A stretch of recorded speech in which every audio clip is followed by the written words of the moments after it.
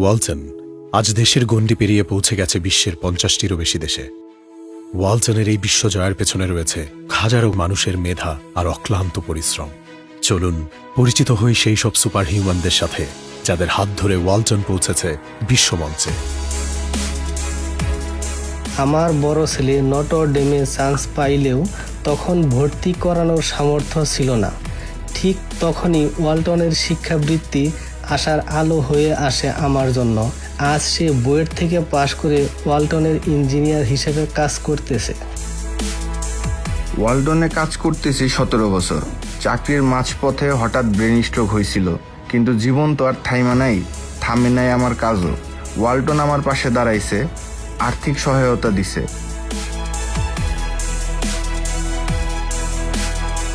17 বছর যাবৎ আমি ওয়ালটনে চাকরি করতেছি।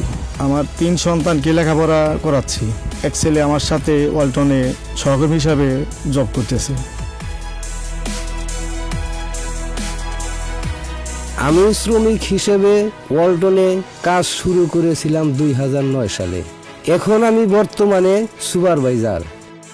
আজ আমার ছেলে বাংলাদেশ সেনাবাহিনীর মেজর এবং মেয়ে বিশ্ববিদ্যালয়ে লেখাপড়া করে।